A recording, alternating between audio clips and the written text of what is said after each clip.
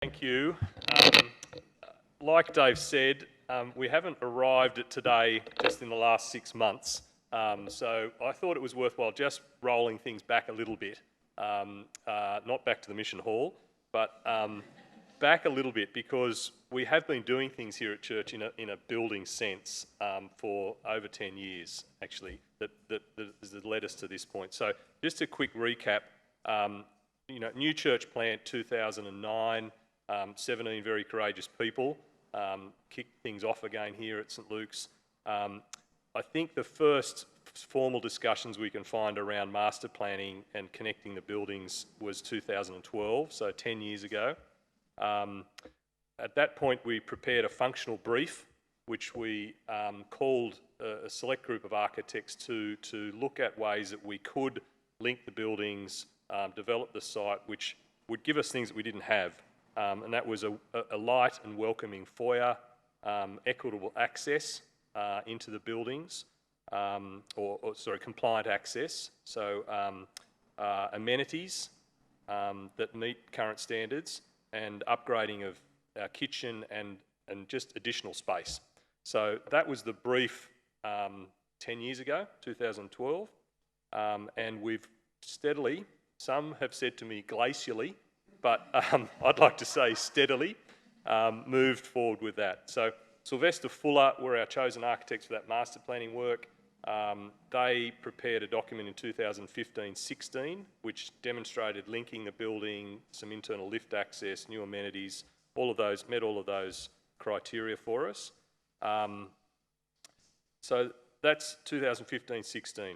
We sort of had to put things on ice a little bit for a couple of years while we discovered that this building had some significant work to do on it.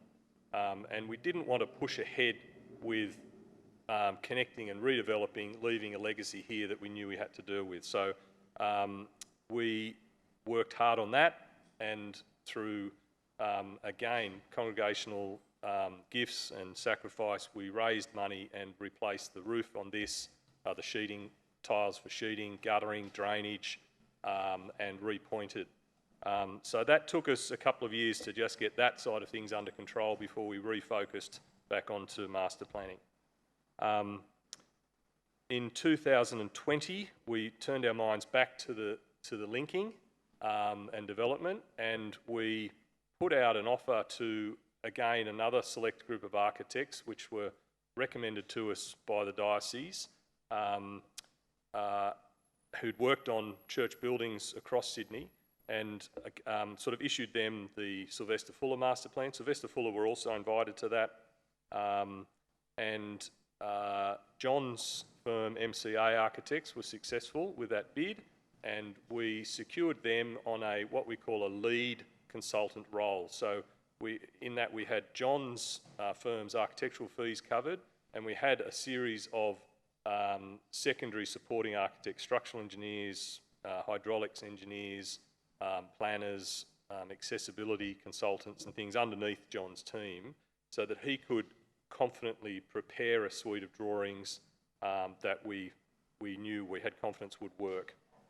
So we broke that into stages. There were 4 stages. We've finished stage 1, which was the concept plan. We are now well into stage 2, which is preparation of development application drawings with John's firm. So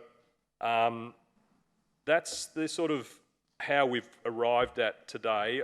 Through that period, I feel we have, from time to time, updated the congregation. We've jumped on the end of annual general meetings and given updates. We've sort of updated through community groups and other measures. So I'm hoping that congregation feels reasonably well updated, but we need to be careful that we talk about drawings and areas of the building, and we're not necessarily got all of you guys fully up to speed on that, but that's where we've been. In 2020, the Parish Council appointed or instigated a building construction committee and a finance fundraising committee, and it's those 2 committees who are now steering this sort of development along, reporting back into Parish Council regularly with our progress. So that's the sort of the history. Where we're at the moment, After several iterations of floor plans, John will know this, we've had him back and back and back, turning things around. We feel we've got a set of plans which meet all of the sort of objectives that we had as far back as 2012, and are sitting on a cost plan sort of budget that we feel the congregation, again, with some sacrifice, should be able to manage. We've needed to, at times, trim things back to achieve that budget. We had sort of plans to go a bit bigger, cost plans blew out, we've had to trim back. So where we've sort of settled is something we think works. In terms of the overall plans, what was in the brochures, we tried to focus down in on the area we're actually working on.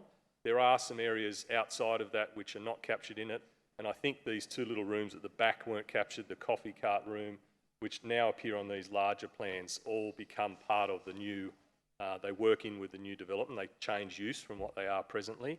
The rear section of the hall came under some questions in the Q&A. The current plans and costings don't anticipate reworking any of the areas at the rear of the hall, including the two toilets. We felt we needed to concentrate our money on the new section of the building. If pledging goes well and we're blessed with excess money, then we'll certainly look to include those things in the works. If we don't, then they would need to be looked at under sort of individual projects, you know, in our running year-to-year budget, or another sort of small project type, you know, work. So that's just answering a couple of the questions that came out. Where did I go? I think that's covered most of the